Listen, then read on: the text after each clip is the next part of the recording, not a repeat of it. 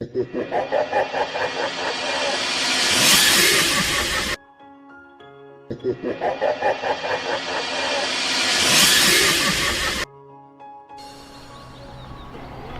ध्यान दें। दिल्ली के द्वारका सेक्टर 26 में एक पुराना मकान खाली पड़ा था। आसपास के लोगों का कहना था कि 5 साल पहले मकान में रहने वाला खुराना परिवार रातों रात अचानक गायब हो गया और फिर कभी कोई उस घर में रहने नहीं आया। लेकिन आज सुबह से ही वहां चहल पहल थी। किसी मिश्रा परिवार ने घर खरीद लिया था और मिश्रा जी का बेटा अतुल और उसकी नई नवेली पत्नी कविता वहां रहने आने वाले थे। सुबह के वक्त अतुल और कविता घर में पहुंचते हैं। अतुल, घर की साफ सफाई तो बहुत अच्छी से हो गई है। हाँ, देखकर लगता नहीं कि 5 साल से बंद पड़ा है। हाँ, लेकिन इतने दिन से कोई इसे संभालने क्यों नहीं आया? अरे कविता, इस मकान के मालिक का कोई अता पता नहीं, कहाँ चले गए कोई नहीं जानता। तो फिर आपने घर को किससे खरीदा? मकान मालिक के कोई दूर के रिश्तेदार हैं, बहुत कम पैसों में बेच रहे थे तो मैंने खरीद लिया। जानती हो ना, दिल्ली में जमीनों के भाव कितने हो गए हैं। हाँ, लेकिन कोई गड़बड़ तो नहीं है ना? नहीं बाबा, ऐसा कुछ नहीं है। अतुल बाथरूम में नहाने जाता है और कविता किचन में। तभी उसके हाथ से स्पून गिर जाती है। जैसे ही कविता स्पून उठाने के लिए नीचे झुकती है, उसे किचन की शेल्फ के नीचे किसी की आंखें नजर आती है। कविता चीख कर बाहर की तरफ भाग आती है। अरे कविता, कविता क्या हुआ? अरे तुम ऐसे चिल्ला क्यों रही थी? क्या हुआ? वहाँ अलमारी के नीचे कोई है। अतुल नीचे झुककर देखता है और घबरा के पीछे हट जाता है। मैंने कहा था ना, कुछ है वहाँ पर। अतुल, चलो हम यहाँ से चलते हैं। तुम भी ना कविता, वहां कॉकरोच है और कोई भूत नहीं है। एंड आई नो तुम्हें कॉकरोच से कितना डर लगता है। अतुल, मैं सच कह रही हूँ, वहाँ कॉकरोच नहीं बल्कि कुछ और था। किसी की आंखें। मुझे डर लग रहा है, मैं यहाँ नहीं रह सकती। अतुल कविता की बात नहीं सुनता और रात होने की वजह से कविता को सोने के लिए कहता है। डर की वजह से कविता को नींद नहीं आ रही थी। तभी उसकी नजर कमरे की छत पर लगे फैन के पास एक मकड़ी पे जाती है। वो मकड़ी को देखने लगी। देखते ही देखते कविता को एहसास होता है कि मकड़ी का आकार बढ़ता जा रहा है। कविता घबरा कर चीखने की कोशिश करती है, पर तभी वो देखती है कि मकड़ी एक डरावनी शक्ल में बदल गई। अतुल, उठो, वो देखो। क्या हुआ कविता? तुम ठीक तो हो ना? क्या हुआ? वो देखो अतुल, वो कौन है? एक छोटी सी मकड़ी, और कौन? इस घर में कुछ अजीब है अतुल, हमें यहाँ नहीं रहना चाहिए। ऐसा कुछ नहीं है, बेकार में डर रही हो तुम। अगली सुबह ब्रेकफास्ट के टाइम पर। कविता, आज मैं ब्रेकफास्ट नहीं कर पाऊंगा, मुझे बहुत देर हो गई है। प्लीज अतुल, कुछ तो खा लो। देखो, मैंने नाश्ता टेबल पर लगा दिया है। प्लीज कविता, तुम फ्रिज में रख दो, मैं निकाल कर खा लूंगा शाम को, ठीक है? Okay, bye. अतुल ऑफिस चला जाता है और कविता किचन में काम करके जैसे ही बाहर निकलती है तो देखती है कि डाइनिंग टेबल पर एक बुजुर्ग औरत और एक आदमी बैठ के ब्रेकफास्ट कर रहे थे। कविता ये देखकर खौफ से भर जाती है। कौन है आप लोग और यहाँ क्या कर रहे हैं? अतुल, बचाओ। क्यों डर रही हो बेटा?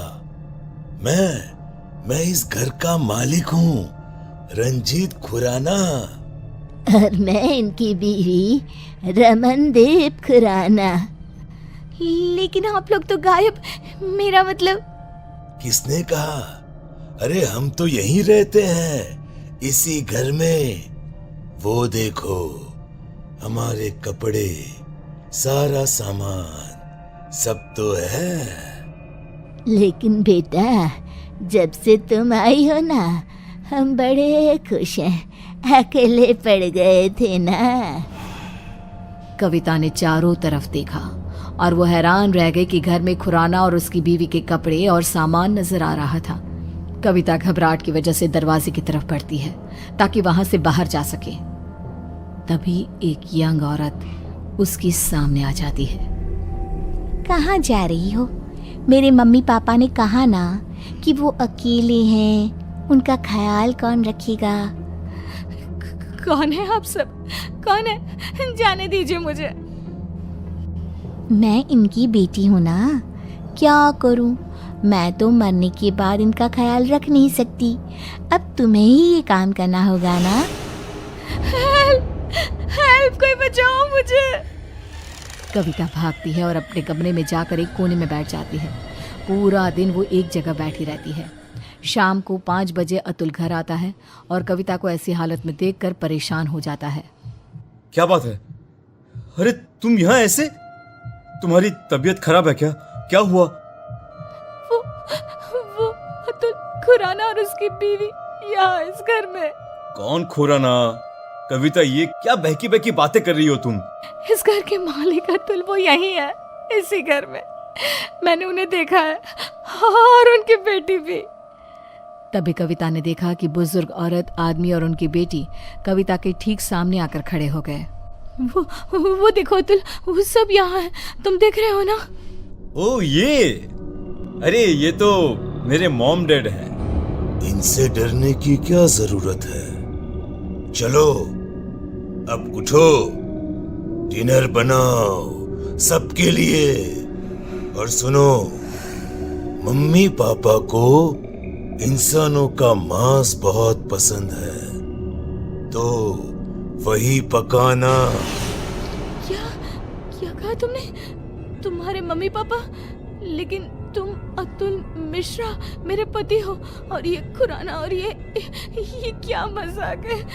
इंसानों का मांस? कौन हो तुम? ओह अच्छा, तुम्हारा पति। तुम उसकी वजह से परेशान हो। रुको। अतुल पीछे पलट कर देखता है और फिर जैसे ही वो कविता की तरफ पलटता है, कविता ने देखा कि उसका चेहरा पूरी तरह से बदल गया था और अब वो किसी भेड़िए की तरह नजर आ रहा था। कौन हो तुम? मेरे पति कहाँ है? क्या किया तुमने उसके साथ? अतुल ने रूम की छत की तरफ इशारा किया। कविता ने देखा कि अतुल का शरीर रूम की छत पे चिपका था। वो मर चुका था। अतुल कोई बचाओ। अब कुछ नहीं हो सकता। जानती हो, ऐसे ही उस रात हम सबको मार के छत पे लटका दिया गया था। क्या गलती थी हमारी और मेरे परिवार की? यही इसी फैन के पीछे हमारी डेड बॉडी छुपा दी गई, फॉल सीलिंग करवा के, ताकि किसी को पता ना चले। हम सब यहाँ कैद हैं। लेकिन तुमने मेरे पति को क्यों मारा? उससे तो मरना ही था, क्योंकि उसके बाप ने, जो कि एक कॉन्ट्रैक्टर है, इस घर को हड़पने के लिए ये सारा खेल रचाया था। उसकी सजा तो मिलनी ही थी। मुझे जाने दो। मैंने तुम्हारा क्या बिगाड़ा? नहीं, अब तुम हमेशा के लिए यहाँ कैद हो। हमारी भूखी तड़पती आत्मा को संतुष्टि करने के लिए एक जिंदा इंसान का इस घर में होना जरूरी है। और अब से ये काम तुम करोगी। किसी को पता नहीं चलेगा कि तुम कभी यहाँ आई भी थी।